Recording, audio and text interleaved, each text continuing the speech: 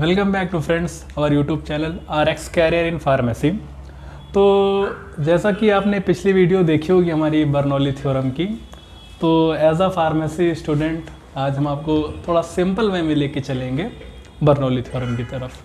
तो चलिए बढ़ते हैं वीडियो में। बर्नौली थ्योरम, देखिए हमारा टॉपिक है बर्नौली थ्योरम। देखिए बर्नौली थ्योरम है क्या? बेसिकली जो बर्नौली थ्योरम है वो बेस्ड होती है किस पे? Law of conservation of energy पे। अब देखिए law of conservation of energy कहता क्या है? Energy neither be created nor be destroyed, it can transfer from one form to another form, ये कहता है। ठीक है, तो जो बर्नौली थ्योरम है किससे बेस्ड है? हमारा law of conservation of energy पे बेस्ड है। सिंपल सा डायग्राम देखिए आप, ये एक पाइप है, ये पॉइंट क्या है? ए, ये हमारा इनिशियल पॉइंट है, ये पॉइंट बी हमारा फाइनल स्टेट है। ठीक है, अब देखिए यहाँ पे एक पंप लगा है। पंप किस लिए लगा है अभी मैं आपको आगे बताऊंगा जब हम लोग डेरिवेशन करेंगे। तो बेसिकली हमने क्या देखा कि जो बर्नौली थ्योरम है किस पे बेस्ड है? Law of conservation of energy पे बेस्ड है। ठीक है, बर्नौली थ्योरम कहता क्या है? Bernoulli theorem states that total energy, ठीक है, total energy per unit mass is constant at a steady state. अब देखिए टोटल एनर्जी की बात आ रही है। अब टोटल एनर्जी हमारी कौन कौन सी एनर्जी है? Pressure energy, kinetic energy and potential energy. अब देखिए प्रेशर एनर्जी जो प्रेशर के द्वारा लग रही है। ठीक है, काइनेटिक एनर्जी आप जान रहे हैं जब कोई भी चीज़ मोशन कर रहा है, मोशन में है और उस स्टेट पे जब कोई एनर्जी लग रही है तो उसे हम काइनेटिक कहेंगे। पोटेंशियल स्टेडी स्टेट पे जो भी लग रही है। ठीक है, अब हम लोग यहाँ पे लिखा है हमने सिंपल सा input is equal to output. इसका भी आगे हम बताएंगे input is equal to output है क्या। देखिए बेसिकली यहाँ पे input and is equal to output कहने का मतलब क्या है कि जब कोई भी, मान लीजिए इधर से वाटर फ्लो किया, ठीक है, जितना वाटर इधर से फ्लो करेगा उतना वाटर इधर से निकलेगा। ठीक है, तो उसके बाद जितना आया उतना गया। ठीक है, तो वही यहाँ पे क्या कह रहे हैं? Input is equal to output. ठीक है, चलिए जल्दी से इसको इरेज करते हैं और हम लोग डेरिवेशन पे आते हैं। तो देखिए जैसे अब पॉइंट ए, ठीक है, एट पॉइंट ए, ठीक है, एट पॉइंट ए पे जो हमारी प्रेशर एनर्जी है, कौन सी एनर्जी? Pressure energy. इसको हम लोग किस तरह से लिख रहे हैं? प्रेशर एनर्जी को हम लोग लिख रहे हैं भाई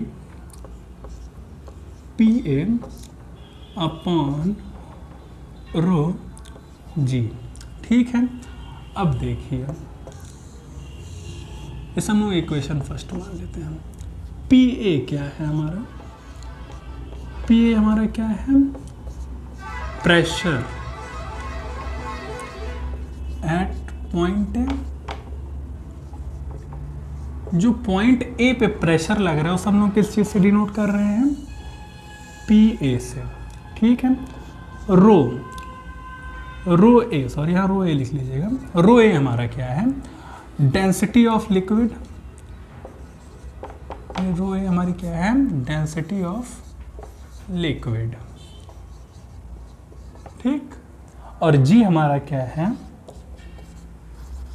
एक्सीलरेशन ड्यू टू ग्रेविटी। ठीक है, एक्सीलरेशन ड्यू टू ग्रेविटी हमारा क्या है? जी है। ठीक, तो इतनी चीज समझ में आई। हमारी प्रेशर एनर्जी क्या है पॉइंट ए पे? ये है। ठीक, इक्वेशन फर्स्ट जो हमने माना है। ठीक है, इसको हम लोग इरेज करते हैं जल्दी से। अब इसी पॉइंट ए पे हमारी कौन सी एनर्जी लगेगी? पोटेंशियल एनर्जी भी लगेगी। इस पोटेंशियल एनर्जी को हम लोग XA मान लेते हैं। ठीक है, पोटेंशियल एनर्जी को हमने क्या मान लिया? XA मान लिया, उसको इक्वेशन 2 मान लेते हैं। ठीक, अब यहीं पे हमारी काइनेटिक एनर्जी भी लगेगी क्योंकि हमें टोटल एनर्जी बताना है ना। ठीक है, अब काइनेटिक एनर्जी हमारी क्या होगी? ये काइनेटिक एनर्जी हमारी क्या होगी? यहाँ पे पॉइंट ए पे हमारी काइनेटिक एनर्जी हो जाएगी U² अपॉन हमारा आ जाएगा 2G। ये हमारी क्या है? काइनेटिक एनर्जी है। इसको हम लोग क्या मान लें? थर्ड इक्वेशन मान लें। ठीक है, तो हमें टोटल एनर्जी हम लोग यहाँ से निकाल सकते हैं कि नहीं? अभी ये मान लो हम इक्वेशन फर्स्ट सेकंड थर्ड को तीनों को कंबाइन कर लेते हैं, ठीक है। कंबाइन ऑल द इक्वेशंस, ठीक है।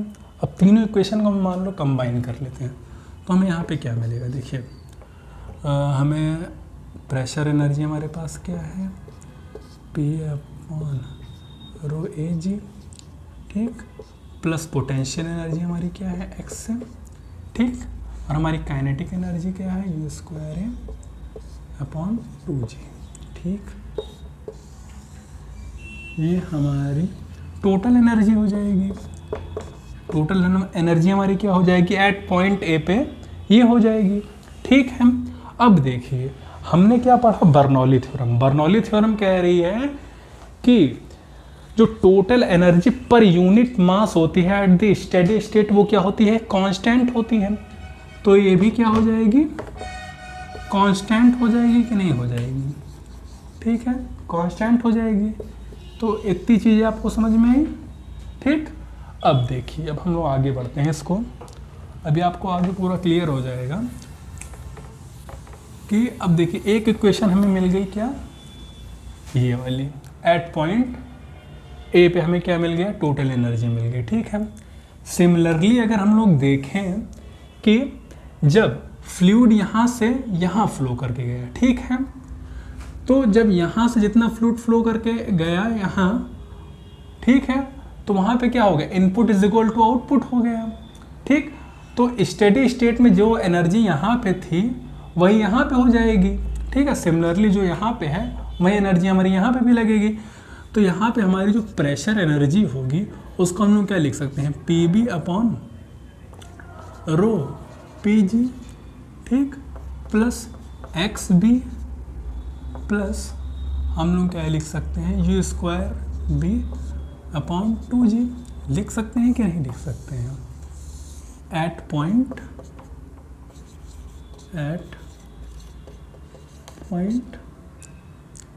बी, ठीक है, इन स्टेडी स्टेट, ठीक। इतनी बात क्लियर हुई। अब उसके बाद अगर हम लोग इस इक्वेशन को और इस इक्वेशन को कंबाइन कर लें, मगर अभी देखिए यहाँ पे हमारा क्या बच गया, पंप, ठीक है। अब देखिए पंप का यूज़ किस लिए किया गया, देखिए जो यहाँ पे पंप है उसका यूज़ किस लिए किया है कि देखिए यहाँ से फ्लूइड को यहाँ तक लाने के लिए कुछ एनर्जी रिक्वायर होगी, ठीक है। तो ट्रांसफॉर्मेशन ऑफ फ्लूइड, ट्रांसफॉर्मेशन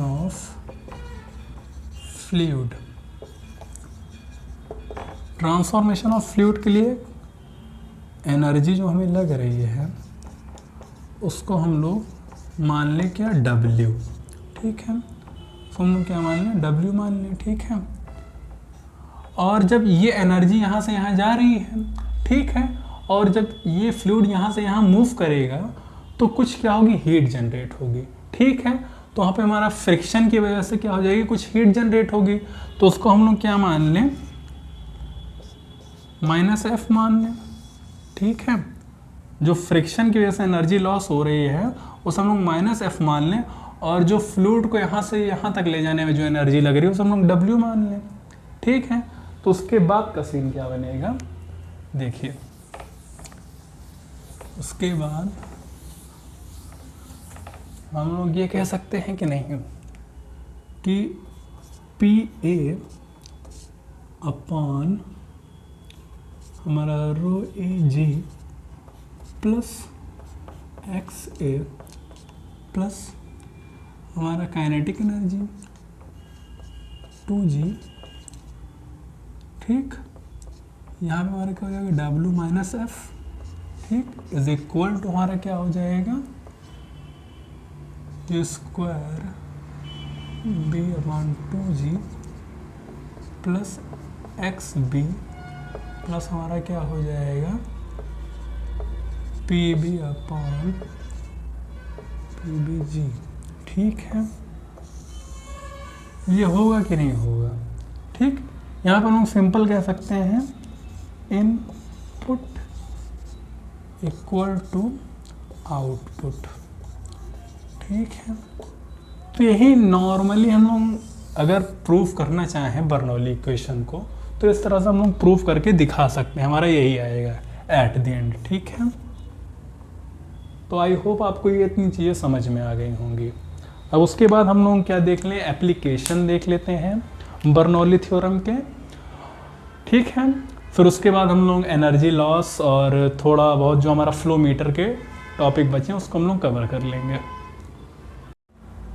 तो हम लोग बात कर रहे थे एप्लीकेशन ऑफ बर्नौली थ्योरम। ठीक है, देखिए एप्लीकेशन ऑफ बर्नौली थ्योरम बहुत सी जगहों पे, बस हम लोग कुछ ही चीज़ों की बात करेंगे यहाँ पे। देखिए पहला एप्लीकेशन हम लोग क्या कह रहे हैं, it is use to measure the rate of flow of fluid using flow metre.